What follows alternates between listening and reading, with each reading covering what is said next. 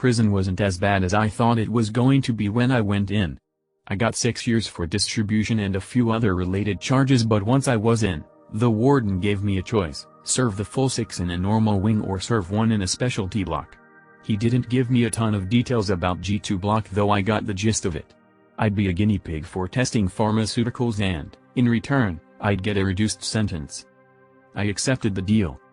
My first 6 months in G2 were fine, bordering on boring. There were 32 of us in the block and we all had the same daily routine: wake up, shower, breakfast, free time, yard time, experiments in either group A or B, rotated weekly, dinner, free time, lights out. There were occasional variations. Every now and then, there would be morning experiments or even doubles, but usually, it was a 3-hour block in the afternoons. We all had single cells, the food was edible, at least, and they even let me have a little TV after my first month. All in all, it could have been worse. The experiments that I participated in were mostly harmless. Medications, usually. The lab coat folks in G2 would have me pop pills or take injections or swallow a kaleidoscope of liquids, then we'd all just wait to see what happened. The testing rooms were comfortable if bland. I'd sit in a white chair, next to a white table, surrounded by white walls. I knew the drug was supposed to be intense if they strapped me in, but 4 out of 5 times, they didn't bother with restraints. I experienced quite a few rashes, headaches, blurry vision, blood coming out of all orifices, excessive sneezing, that kind of stuff. Much worse than the pharmaceutical tests, though, were the psychological experiments. Electroshock therapy was a miserable experience. The sensory deprivation tank was worse. They left me floating in a completely silent, black, empty space for 48 hours. By the time the doctors pulled me out, I'd scratched up the sides of the tank to the point my fingernails were popping off. But nothing was like the signal and all of the death that came after. The lab techs brought us all into our individual white rooms like usual that day. However, there were no drugs on the table, only a device that reminded me of a metronome. The man overseeing the experiment, a gray-haired doctor I didn't recognize, made it clear I was not to touch the metronome until all of the guards and staff were out of the room. The object had a metal base, maybe stainless steel, and it was shaped like a pyramid. A strip of darker metal ran from the base of the device to the tip. Protruding from that strip was a narrow rod with a strange, circular gadget on top. I waited until they gave me a signal from the intercom, then I tapped the device.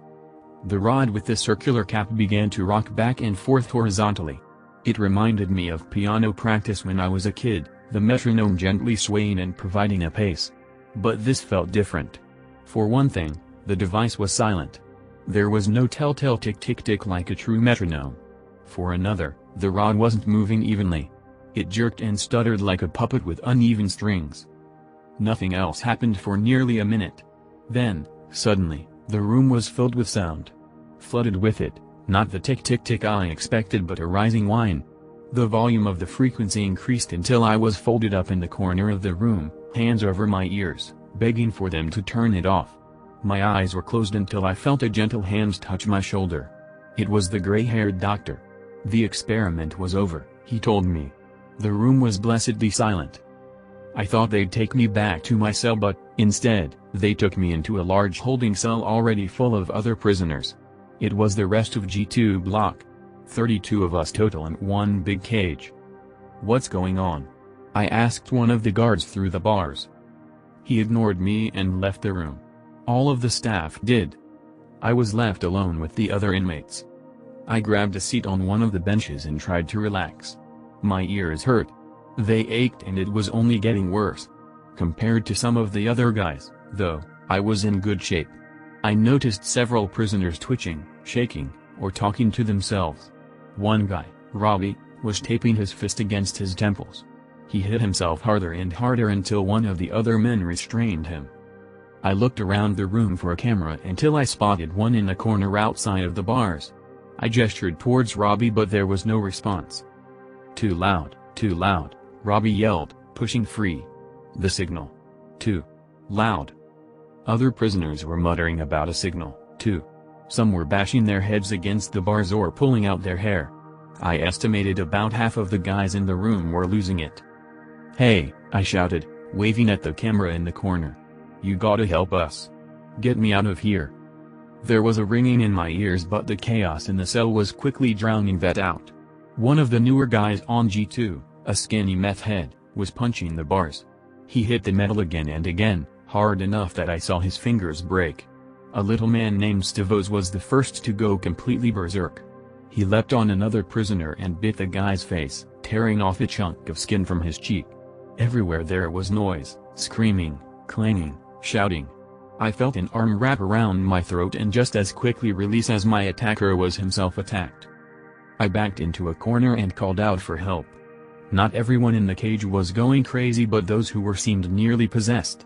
It might have been the adrenaline warping my perception, but some of the prisoners were changing. Growing bigger. Nastier. Swelling. One of the biggest of the bunch grabbed 2 bars and pulled. To my absolute stupefaction, the metal screeched and gave way, creating a hole the size of manhole cover. The giant tried climbing through but didn't fit. He roared and turned his attention to ripping one of the benches from its bolts. His loss was my gain. I clambered through the opening in the bars and then took off for the door at a run. A red light began flashing and an alarm squealed. They were going to lock down this section of the prison. I'd be trapped. No, no, please, I screamed, trying the door. It was locked. I kicked and scratched and yelled at it, but that was no good. Then, I heard something thudding towards me, moving fast. I barely jumped out of the way before the big guy rammed into the door, knocking it flying from its hinges. He stood panting like a bull at a discount rodeo. The man had grown at least a foot taller since we first got into the cells. I risked a glance back and saw that the cage was studded with twisted bars and filled with dead bodies. The few that were still breathing were quickly turning into monsters, spurts of course. Dark hair grew on them, are the beginnings of ram's horns or thick antlers. The big man stalked off through the destroyed door and I followed. For some reason, he ignored me. Maybe he didn't think I was worth his attention. I didn't care, and I wasn't confident the other 5 or 6 creatures back in the cell would be so accommodating. The red lights were still flashing in the hallway and the sirens still sounded. I figured the big guy could punch us right out of the lockdown. I figured wrong. We hadn't gone more than a dozen years into the hall before gas began to pump out through the vents. The giant roared, his face longer and larger, more feral than before. The last thing I saw before submitting to the gas was him falling over. I woke up in the prison infirmary. Physically, they told me I was fine. When I asked what happened, they said the experiment ended up causing mass hallucinations. Some prisoners got hurt in the confusion, but nothing serious. And hey, turns out it was my lucky day. They decided I'd served my time and I was eligible for immediate release. Only thing was, I had to sign a bunch of papers agreeing to stay silent about G2 block. One peep out of me and they promised I'd be back for my full sentence with time tacked on for good measure. I asked if I could see some of the other guys from G2. They said no. I signed the papers and left, but I kept an eye out for what I knew was coming. Sure enough, obituaries began to trickle out over the next year, obituaries for the men I saw that day in the cell. Most of the posts were short and I had to find them. That's the thing about the prisoners in G2 block, we were specifically picked because we wouldn't be missed. There wouldn't be too many questions. I knew that my parole was about the world's cheapest bribe. And I know that they're still watching me. But I have to put this out there. I have to leave some record of what happened. Because that ringing in my ears after the test, it never went away. It's only gotten worse. My theory is that the signal is an infection that spreads faster in some people than others. But that's how I feel. Infected. Angry.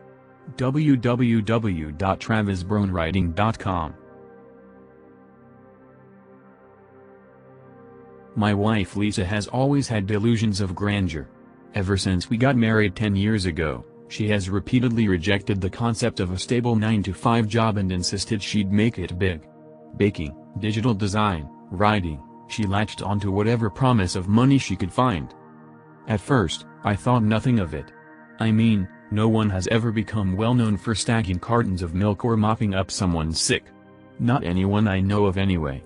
So, for a long time, I supported her efforts and admired her determination, all while holding down a 9-to-5 myself. Someone had to put food on the table, after all. The arrangement worked until I was forced to resign from my construction job 3 years ago. At 34, my spine had finally given up, and my doctor advised me to settle for milder activities. Now, I couldn't exactly do office work. Years of defiance had certainly awarded me with struggles I would not have even considered in my youth. Employers took one look at the unticked box next to high school diploma and chucked my resume in the bin. So, there I was, in my mid-30s, having to tell my wife I could no longer work. I remember her reaction all too well. Her face scrunched up, then turned pink, then blue, until finally, she said, "But Jay, how will we pay rent?" Remorsefully, I told her she'd have to get a proper job. Origami, her latest obsession, ensured that every nook and cranny of the apartment was filled with stacks of multicolor paper, but didn't exactly pay the bills. Lisa didn't have an education either, so I scoured the newspaper for entry-level openings. There was a restaurant down the road looking for a kitchen helper, and I presented the ad to my wife, assuring her that she'd still be able to sell her origami on the side. Her reaction was explosive. "What? A kitchen helper? Who do you think I am, Jay? That'll pay nothing. I'm not touching people's dirty crap for minimum wage." I didn't have the heart to tell her that her origami business was only making a small fraction of what the ad was offering. I tried to get her to look at other openings, but she wouldn't hear of it. "I'm not doing it. I have my business to think of," she kept repeating. Well, what was I supposed to do? You can lead a horse to water, but you can't make it drink. Inevitably, we ran out of money. No one would hire me, and Lisa's origami business was only bringing in enough to cover about a third of the rent. One afternoon, my wife returned home with an expression of angst plastered onto her face. "We need to talk," she wailed, slumping down on the couch and theatrically fanning her hand in front of her face. "What is it?" I asked, not even trying to mask my concern. "What's wrong?" "It's..." She swallowed and took a deep breath. "Jay, my kidneys. They're failing." She burst into tears, knuckling her eyes. "Dr. Stevens said." She sobbed, "He said I have to get a transplant, but the waiting list is just so long. I'm going to die, Jay." I felt like I'd been punched in the gut. Had she just found out about this? Had she spent all morning at the doctor's office? Why hadn't she told me she was going? "You're not going to die," I protested, sitting down beside her and putting my arms around her quivering shoulders. "I won't allow it." She glanced at me through her puffy eyes and wailed, "Dr. Stevens said. He said that if I couldn't find a match." She didn't have to say it, I'd heard enough. "What the hell, Lisa? You should have come to me first."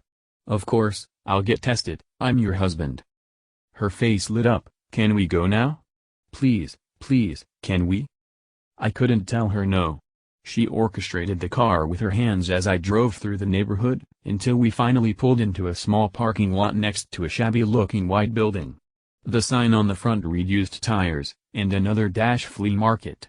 Lisa seemed to know what she was doing and ran up the crumbling concrete steps, beckoning to me to follow. Lisa. This is the doctor's office?" She gestured vaguely to a small rectangular sticker next to the buzzer. It read "Dr. Stevens." "It's like a private ward," she explained. "Don't worry, you'll love him."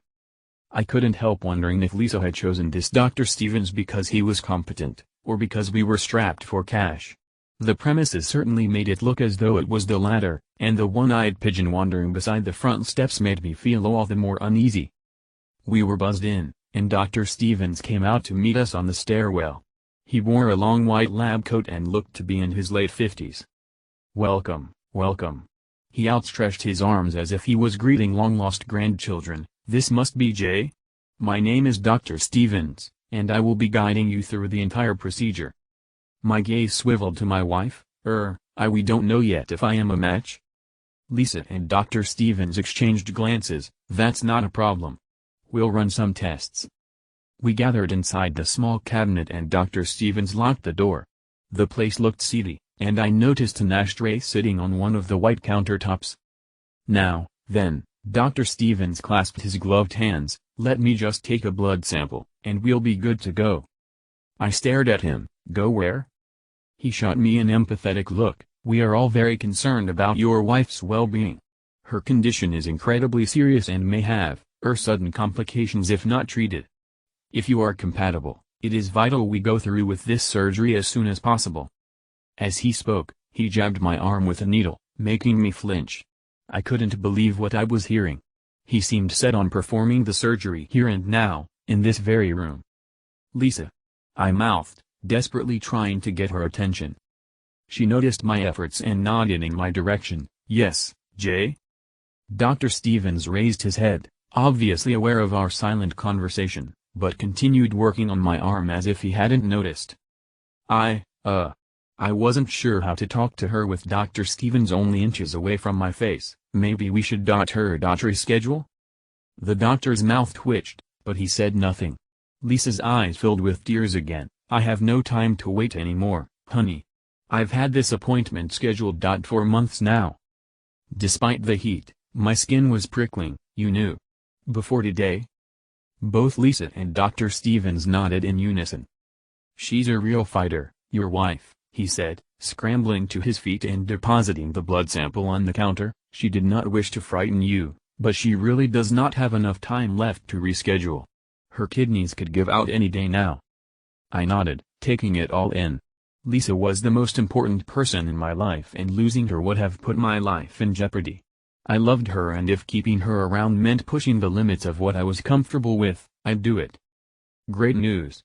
Dr. Stevens emerged from the connecting room with a smile on his face. "You're a match." Lisa and I exchanged glances, and although I was relieved to see the hope in her eyes, my own blood was curdling with dread.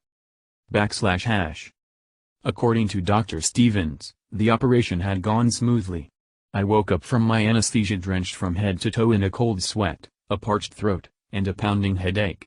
Lisa was already sitting on the edge of my bed, smiling and chatting with the doctor.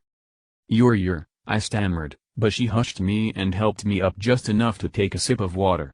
Granted, I'm no expert on medicine, but I was pretty sure an organ transplant was supposed to affect both of us. I didn't want to hurt her feelings by asking why she wasn't in pain, so I thought for a bit and murmured, "You're already up?" "Yeah." She giggled and leaned down to give me a kiss. Dr. Stevens said I'm ready to go home. I lay there, not understanding how she was feeling so great when my entire body felt like it was being perpetually sawed in half. As soon as Lisa gave me a final hug and strutted out the front door, I turned my attention to Dr. Stevens. How long till I can go home?" I asked, watching him light up his cigarette on the opposite side of the room. He exhaled a large cloud of smoke. "I'd say about 5 days." 5 days. 5 days of staring at the tiled ceiling and watching Dr. Stevens blow rings of smoke into the ether. "But," he tapped his cigarette on the side of the ashtray, "there is a caveat." I tensed up and immediately felt the stitches in my back protesting. "What?" "Are you a smoker, Jay?" he asked, casually suckling on the filter of his cigarette. I contemplated my answer.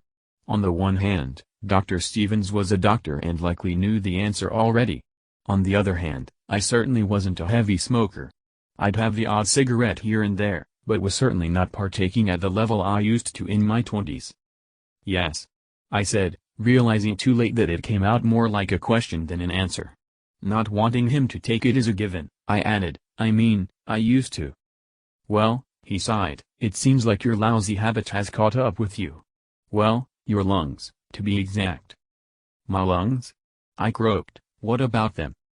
Dr. Stevens was silent for a moment as if he was thinking long and hard about what he was going to say. "There's a tumor on your right lung," he finally said, "it's rather large and, I'm very sorry to say, cancerous." He barked the last word as if it were a jack-in-the-box and I recoiled, my heart thumping in my throat. "Well, can it be removed?" "I believe it would be in your best interest if we removed the offending lung altogether," he said, matter-of-factly. "We wouldn't want the cancer to spread." "Does my wife know about this?" "Oh yes," he waved his hand dismissively. "I gave her the heads up before you woke up." I mulled over his words. If Lisa was aware of my diagnosis, why was she so chipper just before she left? And wasn't telling my wife first, a breach of doctor-patient confidentiality? "So, what do you say?" Dr. Stevens put out his cigarette. "Up for another little op?" I stared at him in bewilderment. Little op? Who the fuck did this guy think he was? Alarms blared in my brain. warning me to get up and get out, but I couldn't. My back ached as if it had been broken in several places at once, and soon enough, Dr. Stevens approached the bed to administer a painkiller. "Take this," he said, "it'll make you feel better." I examined the little white pill in his hands, but there was no way I was going to take anything else he gave me. I let him place the pill onto my tongue and pretended to swallow until he retreated to his ashtray. "Oh, and think on that operation," he smirked, lighting up, "wouldn't want you to suffer the same fate as your wife." I wondered what the hell Lisa was thinking, choosing a doctor like this. There was no way I was about to spend the next few days under the knife, trusting Dr. Stevens to carve out parts of my body, one after the other. To his astonishment, I shoved the covers away and made my way towards the door through gritted teeth. "No, thank you," I spat, "I'll take my chances." I didn't have any spare change for a cab, so I had to walk. It wasn't that far, maybe 10 blocks, but my back pain was quickly permeating throughout the rest of my body. I stormed in the front door of our apartment and found Lisa kneeling on the floor, surrounded by neat little piles of cash. "What's this?" I demanded, glaring at her. She obviously hadn't been expecting me and had sprawled out awkwardly over the money, mumbling something under her breath. "What is that?" I asked again, edging closer to her. "It's..." Her cheeks were flushed, and her eyes were too busy darting back and forth to meet mine. "Lisa." Suddenly, the crease in her forehead cleared, and her eyes flashed. "Honey, it's our lucky day. We've won the lottery." "The lottery? We don't play the lottery." I bought a ticket on the way home after the surgery," she gabbled. "I felt lucky. And look. Now we have enough to last us months and months." I stared at the piles of money strewn across the floor. There must have been tens of thousands. No, hundreds of thousands. I swallowed. "How much did we win?" She swept the stray bills into a little pile with her hands and looked up at me. 300,000. Now, in any other circumstance I would have jumped for joy. $300,000 was a ridiculous amount of money. However, something about my wife didn't seem quite right. It almost seemed as though she wasn't being entirely truthful. "Aren't you happy?" she asked. "Why died, we're rich." I took a step forward and she recoiled instantly. "Jay? Honey?" Her voice quivered. "What were you doing wandering around town, buying lottery tickets, while I was in a hospital bed, recovering from your transplant?" She flinched. I just. "You just what?" "I had to walk all the way home because you weren't there to pick me up, for God's sake. Hours after a vital organ was ripped out of me by that sicko doctor." "I'm sorry, Jay, I was just going to." But I wasn't remotely interested in anything she had to say. "Show me your back." She stared at me. "What?" I said, "Show me your back," and then louder, I added, "Now." She resisted, but even through my pain, I managed to wrestle her to the ground and pull up her shirt. The skin on her back was perfectly smooth. Not a single scratch, incision, or stitch in sight. Okay," she wailed, "I sold it. Look at us, Jay, we're broke. We barely have enough change to buy flour, for God's sake. We needed the money, and—" "Don't tell him anything," a voice behind us interjected. "Are you crazy?" I looked up and there he was again. Dr. Stevens, towering above us, a grim expression on his face.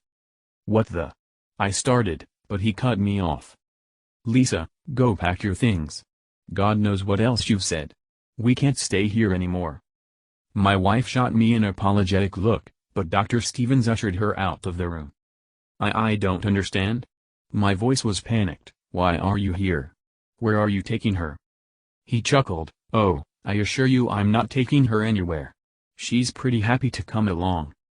I felt my world crumbling around me. This man. And my wife. I couldn't bear it. With clenched fists, I charged at Dr. Stevens, but I was too weak.